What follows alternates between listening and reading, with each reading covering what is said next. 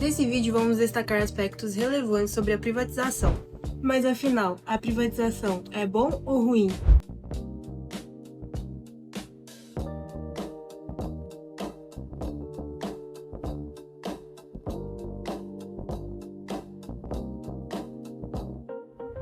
A privatização nada mais é quando o Estado transfere para a iniciativa privada a administração, propriedades de empresas, bens públicos ou serviços. Ou seja, tudo aquilo que antes era controlado pelo governo passa a ser regido por empresas particulares. A realização da privatização varia de acordo com a escolha do Estado a transferir à iniciativa privada exploração de bens ou serviços públicos. As formas mais comuns de privatização no Brasil são aquelas que envolvem transferências de controle, gestão de empresas e serviços públicos estratégicos.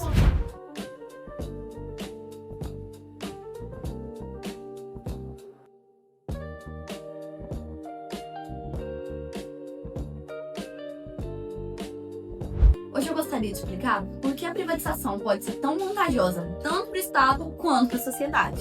Em primeiro lugar, empresas privadas costumam ter uma gestão mais eficiente. O que isso significa? Menos burocracia, mais agilidade nas decisões e, consequentemente, melhores serviços para a população. Outro ponto é que, com a privatização, o governo deixa de gastar recursos com empresas que não são tão essenciais. Esse dinheiro pode ser redirecionado para áreas mais prioritárias, como a saúde, a educação, a segurança. Também é importante destacar que o setor privado ele tem mais capacidade de atrair investimentos. Isso melhora a qualidade de serviços, gera emprego e vai movimentar a economia. Além disso, a privatização ela pode reduzir a influência política e casos de má gestão, que infelizmente ocorre muito no dia de hoje. Com isso vai haver mais transparência e responsabilidade. Portanto, a privatização, quando bem estruturada, ela pode trazer benefícios concretos, mais eficiência, investimento, redução de gastos públicos e serviços de melhor qualidade para a sociedade.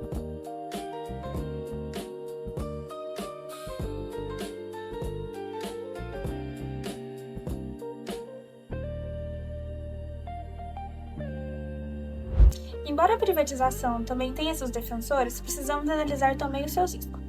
Privatizar significa transferir para empresas privadas serviços essenciais para a população, e isso pode trazer consequências sérias. Um dos principais problemas é a perda de controle sobre setores essenciais, como energia, água e transporte, serviços que atendem a população. O Estado deixa de decidir sobre esses interesses públicos e quem passa a comandar são as empresas que buscam o lucro. Isso gera situações conhecidas. Após a privatização, no setor da energia, por exemplo, muitas famílias reclamam do aumento significativo nas tarifas de luz, sem uma melhora proporcional na qualidade do tempo.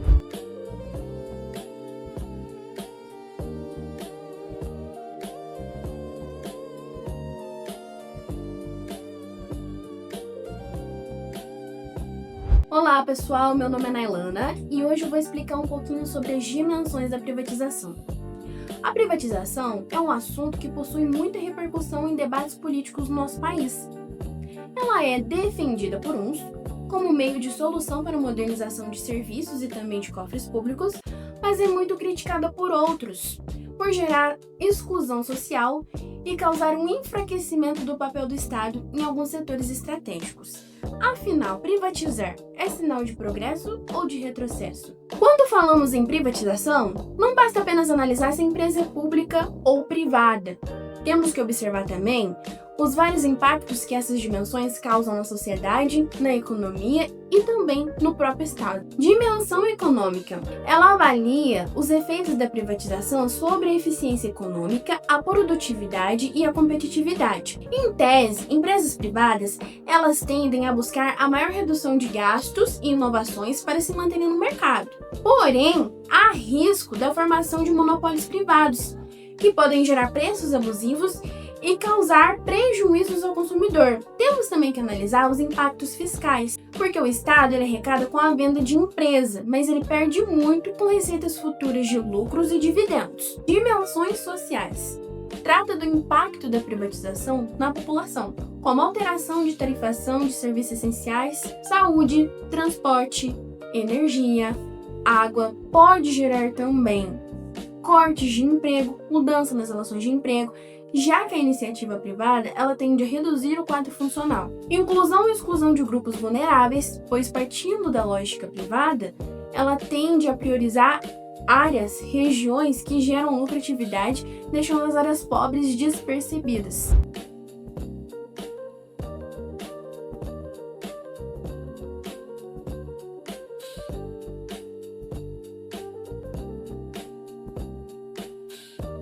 Mas e aí? Por que a mesma privatização que salvou as telecomunicações de um país condenou a água de outro? A diferença está no mercado livre ou no desenho jurídico institucional? Hoje vamos analisar os dois extremos internacionais que expõem o verdadeiro teste da privatização, ou seja, qual é a capacidade do Estado de assegurar os direitos fundamentais enquanto transfere os serviços ao setor privado. Começando pelo desastre. O Chile é o único país do mundo que constitucionalizou a privatização perpétua da água. O Código de Águas de 1981, durante a ditadura de Pinochet, transformou a água em direito privado, sem prazo de validade. O resultado jurídico disso? Uma colisão institucional. O direito à propriedade blindado constitucionalmente versus o direito humano à água, reconhecido pela ONU em 2010. Na prática, comunidades inteiras no deserto do Atacama ficaram sem acesso a aquíferos ancestrais que ficaram agora na propriedade de mineradores. Os agricultores agora precisaram comprar água, o que há séculos era bem comum. E empresas como Suez e Águas Andinas detêm concessões sem prazo de término. E sabe qual que é o ponto crucial? A Constituição de 1980 criou uma blindagem jurídica tão forte que reverter essas concessões pediria uma indenização de 10 a 15% do PIB chileno. E tem mais, a Constituição de 2022 tentou mudar isso, só que ela foi rejeitada em plebiscito. E agora o contraponto, que é a privatização da British Telecom, que é um dos casos globalmente considerados mais bem-sucedidos. E fica a pergunta, por que funcionou? Por causa de 3 fatores jurídicos institucionais. O primeiro fator foi a criação da OFCOM, uma agência independente com poder de fiscalização que podia aplicar multas pesadas. Segundo fator foi a desagregação da rede. Diferente do Chile, o Reino Unido separou a infraestrutura física, a regulada, da do serviço, que é a competitiva, ou seja, a British Telecom foi obrigada a permitir que outros concorrentes usassem sua rede. Terceiro fator, cláusulas de universalização, com metas escalonadas e penalidades automáticas. Até 2.000% das casas britânicas tinham acesso à telefonia fixa, e antes era 75%. O resultado, em 30 anos? As tarifas caíram em 60%, os investimentos privados passam mais de 100 bilhões de euros, e agora o Reino Unido lidera a cobertura de fibra ótica na Europa. Ah, Gabi, mas qual que é a diferença aqui do Reino Unido para o Chile? O Estado não abriu mão do controle, ele redesenhou sua forma de atuar. Ele saiu da operação, mas blindou o interesse público através da regulação técnica, não política. Esses dois casos expõem a verdade inconveniente sobre a privatização. O sucesso ou o fracasso não dependem do Estado ou do mercado, mas no desenho jurídico institucional que fazemos. O Chile errou ao criar uma propriedade perpétua, sem nenhuma regulamentação, e o Reino Unido acertou onde? Uma agência independente, com uma competição real, além de metas de universalização. A lição para o direito administrativo brasileiro? Antes de privatizar, devemos nos perguntar: a nossa estrutura regulatória, nossos contratos administrativos e a nossa Constituição estão prontos para proteger nossos direitos fundamentais quando o mercado falhar? Porque o mercado vai falhar, e quando ele falhar, só o direito pode proteger o cidadão.